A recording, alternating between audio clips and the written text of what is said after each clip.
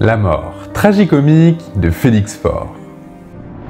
Ça fait plaisir de vous retrouver pour ce genre de vidéo parce que ça faisait longtemps qu'on n'en avait pas fait. Je sais pas si ça vous avait manqué, mais moi oui.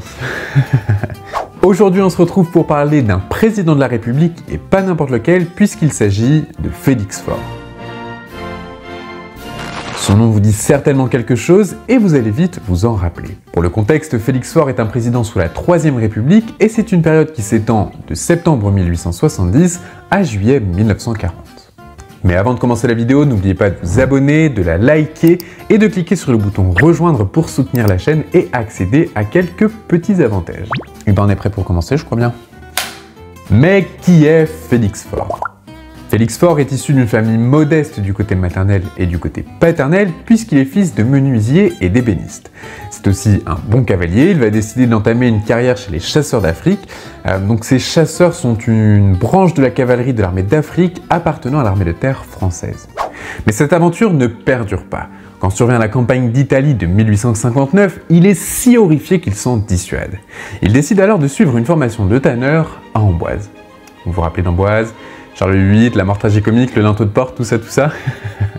La mort tragicomique de Charles VIII. Cette scène se déroule au château d'Amboise le 7 avril 1498. Malgré l'expérience politique de Félix Faure, longue de 25 années, il ne voulait pas être président de la République.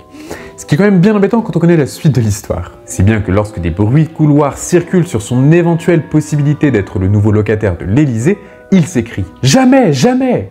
et il s'enfuit. Mais il se voit forcé d'accepter la proposition pour faire face à Henri Brisson, un homme politique de centre-gauche. Il est élu par 430 voix sur 800 votants, soit à 54%. Passez-moi l'expression, mais il a eu chaud aux fesses. Le président français se dénote toutefois dans sa... Bah oui, fallait que ça arrive. Je crois que ça fait un peu beaucoup là, je crois. On veut vraiment ma mort. Vous voulez pas que je fasse d'anecdotes royales, c'est ça? C'est fou, hein. Le président français se dénote toutefois dans sa fonction par son sens du protocole et son élégance digne d'une cour royale. Par exemple, il exige d'être servi avant les souverains étrangers en se justifiant par un « c'est ainsi l'usage à la cour de France ». De plus, sa femme doit être assise légèrement en retrait et il impose le vouvoiement à tout le monde, même à ses plus anciens amis. L'un d'eux lui aurait d'ailleurs dit « laisse-moi te tutoyer une dernière fois, je t'emmerde ». J'adore ce genre d'élégance. À l'aube du 16 février 1899, Félix Faure se réveille avec une sensation de jambes molles. Bah oui, Félix. Ne se sentant pas bien, Félix Faure annule sa promenade équestre. Il faut dire que le président a quelques troubles cardiaques qui le suivent depuis plusieurs années. Malgré cela, il téléphone à Marguerite Steinheil, dite Meg, c'est l'épouse d'Adolphe Steinheil, un peintre auquel fut commandée la toile intitulée la remise des décorations du président aux victimes de la redoute brûlée. La remise des décorations par le président de la République aux survivants de la redoute brûlée. Je ne sais pas si on avait plus long comme titre, mais ainsi soit-il, Félix Faure est fréquemment au domicile des Steinheil et madame devient sa maîtresse. Après le conseil des ministres, Meg arrive vers 17 h. Mais l'entretien avec l'archevêque de Paris et le prince Albert Ier de Monaco au sujet de l'affaire Dreyfus se poursuit. Pour se montrer à la hauteur de sa maîtresse, il prend un aphrodisiaque puissant, sûrement de la cantharide officinale ou de la quinine. Il était d'usage en fait qu'il s'en fasse apporter par son huissier pour être toujours en forme. Rejoignant Marguerite dans le salon bleu, le plaisir charnel tant aimé par le président est sur le point d'être assouvi. Mais peu de temps après, son chef de cabinet entend un hurlement. Quand il entre, Félix Faure est allongé sur le divan, vêtu d'un gilet de flanelle, râlant et toujours agrippant sa maîtresse par les cheveux. Elle était à peine habillée et toujours à genoux. Vous avez l'image? Il fallut même couper une mèche de cheveux à cette dernière pour libérer la main du président. Une fois rhabillée, elle est raccompagnée chez elle tandis que les médecins s'empressent autour du corps du président que l'on a allongé sur un matelas. L'aumônier, appelé en urgence, ne sachant pas si le président était en vie, demande à l'huissier « Le président a-t-il toujours sa connaissance ?» avant que ce dernier ne réponde « Non, elle est partie par l'escalier », pensant qu'il parlait de sa maîtresse. Pas très fut-fut. D'ailleurs, lorsque Marguerite Steinheil quitte l'Élysée en vitesse, elle en oublie son corset. Mais ça va faire les affaires d'un certain Monsieur Le Gall, le chef de cabinet du président, qui le garda en souvenir.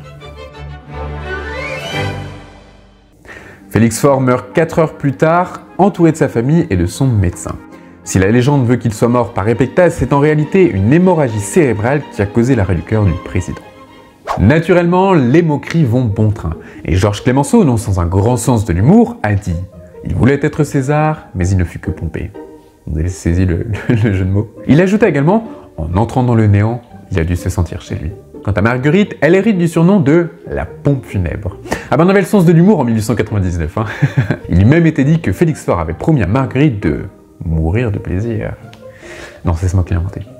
Mais ça aurait pu. Le 23 février 1899, des obsèques nationales sont célébrées.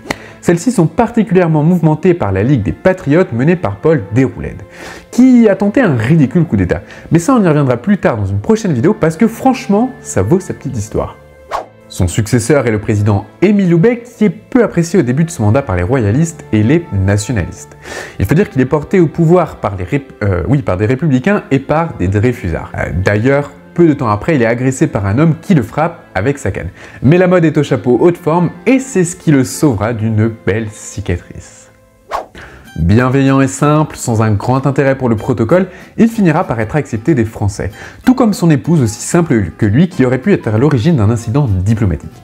C'était pas la chips la plus croustillante du paquet, la Marie-Louise. Hein. Lorsqu'il rencontre Édouard VII, le fils de la reine Victoria, elle demande en parlant du futur George V, « Et ce garçon, que comptez-vous en faire, plus grand ?» Autre anecdote comique, Madame Loubet était fréquemment dérangée lors de ses siestes par les corneilles du jardin de l'Élysée. Ainsi, son mari en bon gentleman organisa une battue, si bien que les passants, entendant les coups de feu, pensaient qu'il s'agissait d'un coup d'État. Après tout, quand on connaît l'histoire de l'Élysée, on peut se poser les questions. Hein. À ce jour, Félix Faure est le seul président mort en fonction à être décédé au palais de l'Élysée. J'espère que cette mort tragicomique vous aura plu. On se retrouve la semaine prochaine pour une nouvelle vidéo. N'oubliez pas de vous abonner, de liker la vidéo et de cliquer sur le bouton rejoindre. C'était Anecdote Royale. À bientôt.